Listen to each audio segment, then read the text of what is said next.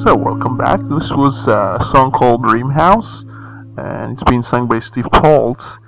As promised, I'm going to just go through a very small set of topics that I think I should cover before I do the interview with Richard Stallman.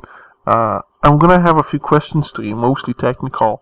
A couple of questions came from some of the readers of TechBytes because quite, evidently we are having many of the listeners of the show also reading TechBytes, and they do try to get involved in the sense that, they want to ask questions, address them to Dr. Stallman, and try to get some of his opinions directly, not via the FSF, but via Richard Stallman himself, and he usually is the real master behind the FSF in the sense that his opinions reflect upon those of the FSF, even if they have a board. So one of the things I'm going to ask him about is the so-called secure boot that Microsoft is trying to impose upon hardware makers, especially those using ARM class chips.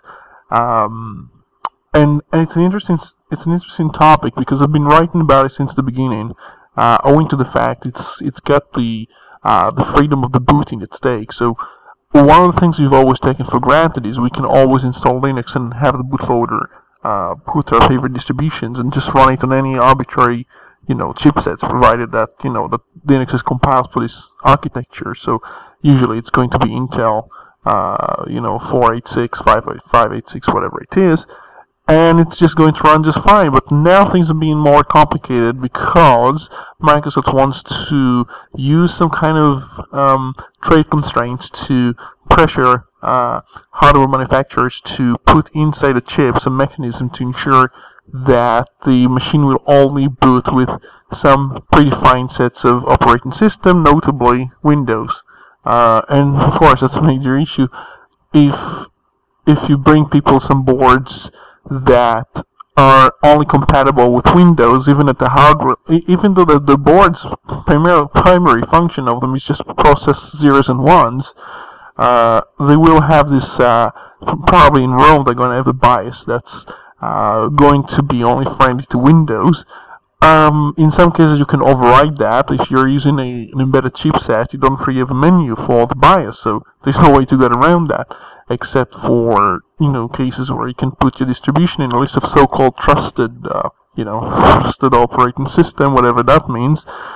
Which then kind of contradicts the whole notion of open source free software, because you couldn't modify your operating system or your kernel and then still run it on the same hardware. So here you have the hardware makers being imposing limitations or constraints on what operating systems you can run, just to please and to satisfy Microsoft's so-called need for security, where by security they basically mean constraints, or maybe they mean financial security of the shareholders of Microsoft or something of that sort.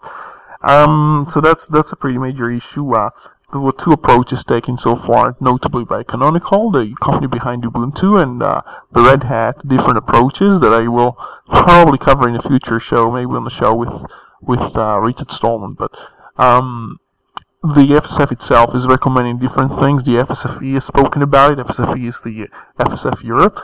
And the Debian project has kind of subscribed itself into the petition and the approach of the FSF. So we've yet to see what they in fact do in practice to get accustomed and to get compatible with future hardware that's made supposedly secure in the boot sense, which is just a lot of nonsense. It's not really secure. In fact, some people argue it makes the hardware less secure. But again, that's something I can cover in a future show to explain, because I don't want it to be all about booting sequences. One of the other things that Microsoft has done recently, which kind of tends to annoy me a great deal, is what it's doing inside Nokia. Now, I think Tim and I were covering the fact that they're using Nokia's patents. They pass it to trolls, which in fact, in turn, threaten Android. Now, spokesmen of I don't think I can really try and say it qualifies as a spokesperson, but a person from Nokia was quoted as saying that the certain makers of devices with Android on them don't have a license from Nokia, which is a sort of prelude or a sort of an intimidation tactic to ensure they pay Nokia to basically distribute Android. I think he was referring specifically to Asus or some of the Nexus devices, which are selling extremely well, by the way, based on reports that I've seen today. And it does seem like the Microsoft-led or Microsoft-occupied Nokia is, in fact, becoming quite a burden to makers of Android-based devices, and they're using Nokia as, I think, a pile of about 30,000 patents, of which I think about 1,000 were given to an obvious patent troll so far, and these are standards essential patents as well, so there is not exactly a way to get around them if you want to implement the standard. And that's the subject of debate right now in the US Senate. So we'll see what they do in the government to, trying to determine if that's some sort of an antitrust or a competition concern of any serious sort. The other thing happening inside Nokia, they've got some cuts, and now they're shutting down two plants in China because obviously they don't really make many phones anymore. It turns out that if you sign a deal with the devil, or with Microsoft in this case, you won't be making many phones, and they're cutting down shutting down some factories, and it does seem quite irreversible, along with the layoffs. They're not coming back, even if they move over to Android. They're really seriously injured. We've already talked about a great deal in previous shows about what Nokia had done with Microsoft, so I'm not going to go through that. One of the things that happened is MeeGo. The members of the MeeGo team were officially kind of laid off. The other Linux-based operating system in Nokia is being sort of like abandoned. And what we found, I'm trying to recall the name of the company, of a startup company that's trying to breathe life back into MeeGo, and in fact putting out, I think, a couple of new phones based on MeeGo. I think the company is something like Jolla or Jolia. I think it's Jolla, and it's based in Finland. And hopefully that's going to bring us some phones that really run a proper, Linux-based operating system, which, unlike Android, is going to, incorporate some real functionality and be pretty useful and be something you can just run your, standard applications for Linux, provided that the screen resolution is sufficient. So we'll see if we're going to have that. Obviously, Nokia has definitely failed with Microsoft, and its shrinking cache piles, the losses, and everything else indicate that, it's not going to recuperate anytime soon. And speaking of losses, Microsoft is about to report a loss, quarterly loss, and it's already on the SEC's website. The SEC used to send letters to Microsoft urging them to be more frank with their financial reports. And the press release being on their site, I'm not sure if it's an indication of them actually pressuring Microsoft to be more honest in their, Enron-style accounting. So I've been suspecting for quite a long time, based on articles too, that Microsoft was always not very honest about its profits, just basically trying to hide the losses somehow, and only count for the profits, not the losses and not the failures, but only the successes.